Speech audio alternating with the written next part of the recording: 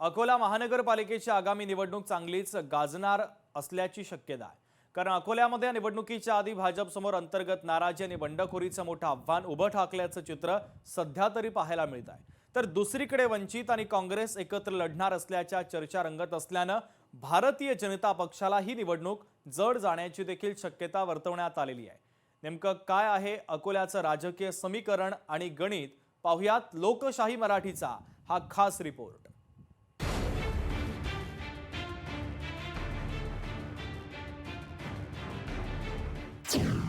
अकोला पालिकेत भाजप समोर बंडखोरांचं आव्हान। काँग्रेस वंचित एकत्र निवडणूक लढणार। तिसऱ्या आघाडीनं भाजपचं टेन्शन वाढवलं। 2025च्या विधानसभा निवडणुकीत पक्षाकडून उमेदवारी नाकारल्यानं नाराज असलेले तब्बल 30 वर्ष नगरसेवक राहिलेले भारतीय जनता पक्षाचे ज्येष्ठ नेते हरीश अलीमचंदानी यांनी भाजपला सोडचिठ्ठी देत वंचित बहुजन आघाडीमध्ये प्रवेश करून भाजप विरोधात विधानसभा निवडणूक लढवली। त्याचप्रमाणे भाजपचे एकनिष्ठ कार्यकर्ते आणि माजी महानगर अध्यक्ष डॉक्टर अशोक ओळंबे यांनाही उमेदवारी नाकारण्यात आल्यानंतर त्यांनीही प्रहार जनशक्ती पक्षाकडून भाजपच्या विरोधात निवडणूक लढवली। या दोन्ही उमेदवारांमुळे अकोला पश्चिम विधानसभा मतदारसंघात मतांचं विभाजन झालं आणि त्याचा फटका भाजपला बसत पराभव स्वीकारावा लागला। या पराभवानंतर भाजपनं पक्षविरोधी कारवायांचा आरोप करत अनेक आजी माजी नगरसेवक आणि पदाधिकाऱ्यांवर शिस्तभंगाची कारवाई करत त्यांना पक्षातून बाहेरचा रस्ता दाखवला। आता महापालिका निवडणुकीच्या पार्श्वभूमीवर भाजप या निष्कासित कार्यकर्त्यांचा विचार करणार नसल्याचे संकेत मिळतात।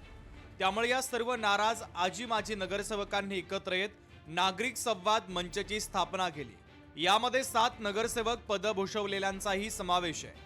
या संवाद सभेतून नागरिकांच्या समस्या जाणून घेण्याचा प्रयत्न जरी होत असला तरी भाजपच्या नाराज उमेदवारांची आघाडी होण्याची चर्चा सुरू झाली आहे। 7-8 वर्षापासून या कार्यकर्त्यांकडे कुठंतरी दुर्लक्ष केले जात आहे। या गावातील या शहरातील सगळे सुज्ञ लोक मिळून एकत्र आलेले आहेत आणि याच्यानंतर अकोल्याचा विकास करण्याचा ध्यास त्यांनी घेतलेला आहे। या महापालिकेमध्ये निश्चितच त्या लोकांना अकोल्याची जनता भरभरून साथ देणार आहे आणि एक चांगलं सुशासन या ठिकाणी आम्ही देण्याचा प्रयत्न करणार आहोत। या संवाद मंचातून अप्रत्यक्षपणे भाजपला थेट आव्हान देण्यात आल्याचं चित्र स्पष्टपणे दिसून आलंय। या शक्ती प्रदर्शनानंतर विकास आघाडीच्या नावानं भाजप विरोधात एकत्रित मोर्चे बांधणी होण्याची शक्यता वर्तवली जाते आहे। नाराजांची एकमूठ जर प्रत्यक्षात आकाराला आली तर भाजपची डोकेदुखी निश्चितच वाढणार असल्याची चर्चा राजकीय वर्तुळामध्ये सुरू झाली आहे। मात्र विरोधक असले पाहिजे असं मत भाजपचे आमदार रणधीर सावरकरांनी मांडलंय। मात्र नवीन आघाडी हे भाजप विरोधी असलेल्यांची मतं घेतील आणि जनता भाजपलाच निवडून देईल असा विश्वास व्यक्त केला आहे। ज्यांना पक्षातून काढलं ते सहज कर्तृत्वानं ते काढल्या गेले, ते विरोधात काम केलं, त्यांनी आपल्या अधिकृत उमेदवाराच्या विरोधात उमेदवारी भरली। मग त्यांना त्यांचं अस्तित्व टिकवायचं असेल तर त्यांना असा काहीतरी केल्याशिवाय राजकारणामध्ये तुम्ही रिलेव्हंट राहू शकत नाही आणि रिलेव्हंट राहायचा हा प्रयत्न आहे। त्यामुळे आता आम्ही जे विकासाचं मॉडेल घेऊन पुढे चाललो त्याला जनता प्रतिसाद देईल असा मला विश्वास आहे। तर दुसरीकडे महानगरपालिका निवडणुकीची घोषणा झाल्यानंतर काँग्रेस आणि वंचित बहुजन आघाडी यांच्यात बोलणी सुरू आहे। त्यामुळे वंचित आणि काँग्रेस एकत्र लढल्यास एक मोठी रंगत या निवडणुकीमध्ये येणार आहे। वंचितचे सर्वेसर्वा प्रकाश आंबेडकर यांचा अकोला हा गड मानला जातो। येथे कायमच वंचितचा दबदबा आहे। त्यात काँग्रेस सोबत युती झाल्यास त्याचा थेट फायदा काँग्रेसला होऊ शकतो। दोन्ही पक्षाचे गठ्ठा मतदान विभाजनापासून रोखले जाऊ शकतात। त्यामुळे युती होते का हे पाहावं लागणार आहे। दोन्ही पक्षाच्या नेत्यांनी या बाबतीत सकारात्मक प्रतिक्रिया दिल्या।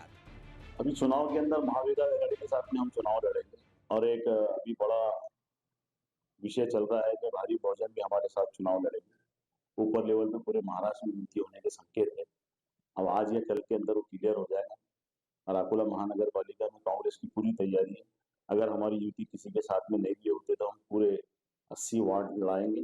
वंचित बहुजन आघाडी आणि काँग्रेसमध्ये आघाडीची चर्चा केवळ प्रसारमाध्यमांच्या समोर आहे आणि त्याबाबत पक्ष पातळीवर काहीच आतापर्यंत निर्णय झाला नाही। या पद्धतीचा खुलासा आजच आमचे महाराष्ट्राचे सन्माननीय उपाध्यक्ष पुणकरकर यांनी केलेला आहे। वरिष्ठ पातळीवरून जे काही निर्णय होतील त्यानंतर तुम्हाला वरिष्ठ पातळीवरून तसं कळवण्यात येईल. भाजप आता या नव्या आव्हानाकडे कशा प्रकारे पाहते आणि पक्षापासून नाराज झालेल्या या कार्यकर्त्यांना थांबवण्यासाठी कोणती रणनीती आखते याकडे आता सर्वांचं लक्ष लागलंय. आगामी महापालिका निवडणुकीत अकोल्यातील राजकीय समीकरण बदलण्याची नांदी या घडामोडींमधून आता दिसून येते आहे.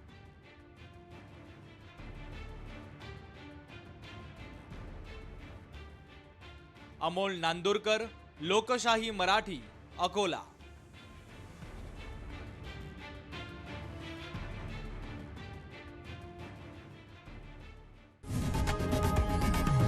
लोकशाही मराठी ऐका, पहा, जागरूक रहा.